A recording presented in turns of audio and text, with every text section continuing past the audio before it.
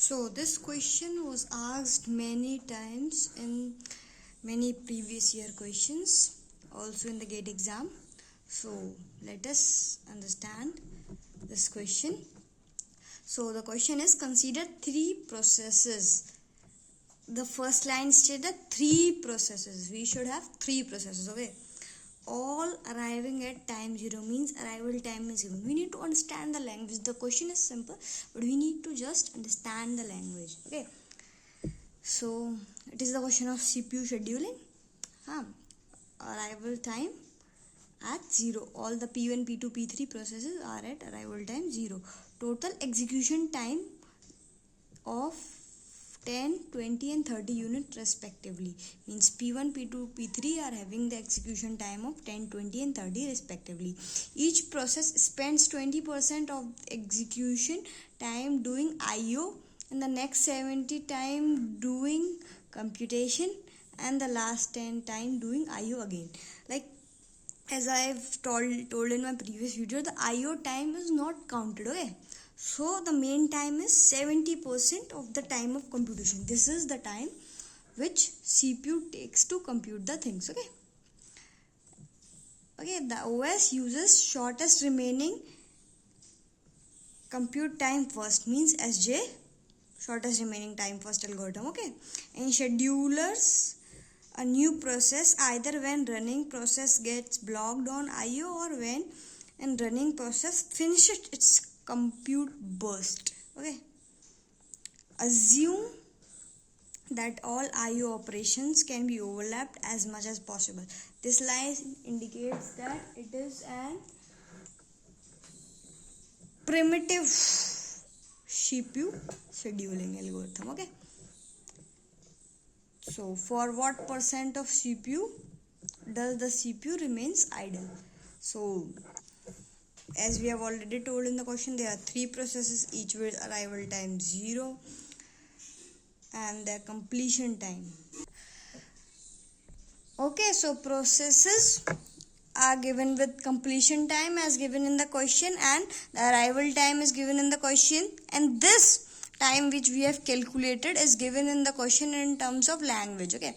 Like 20% of the execution time is IO, the next 70 is doing computation. If you are unable to calculate this, then there is a simple formula, like there's the first line is 20% of the execution time. So for process P1 we have 10 times into 20 times upon 100. So 20 gets cancelled, so the first IO time is 2, and same as process 2, process 1 CPU time. So process 1 into CPU into 100, so double J get cancelled. So this how we have calculated the same.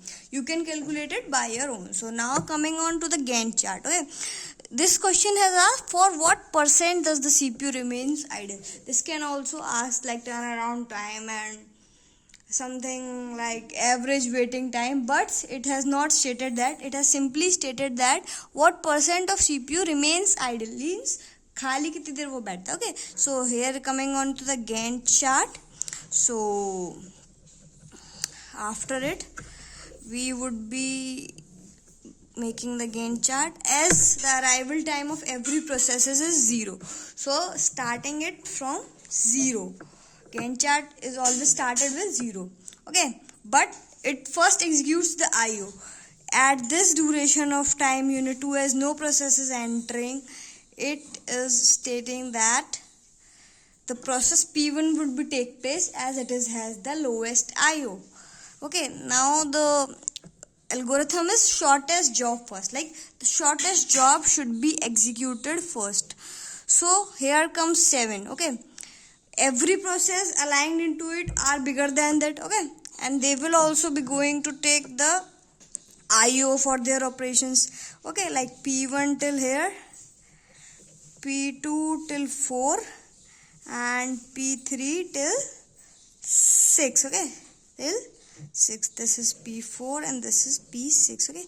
4 and 6. Till then the burst time of CPU process P1 would be completed. So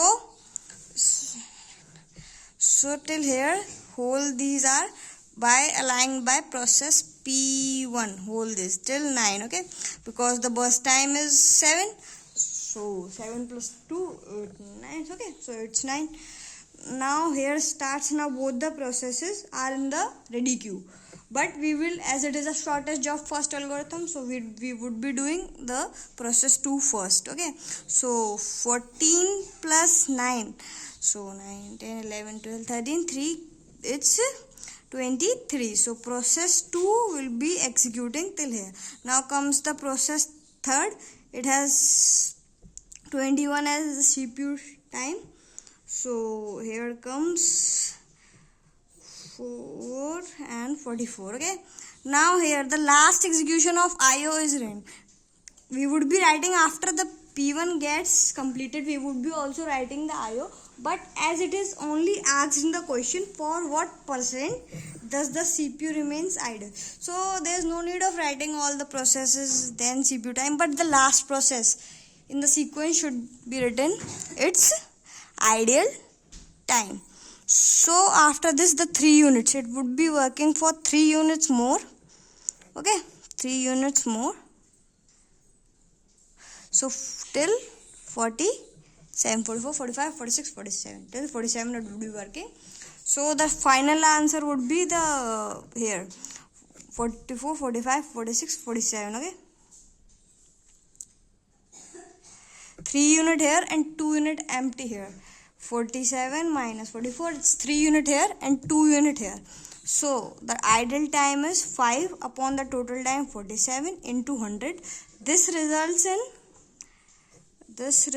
in 45 9 times 6 7 2 and 20, so it results in 20. So this totally results in 10.6%. This removing upside it, okay. This results in 10.6% the answer. Thank you. Subscribe for more.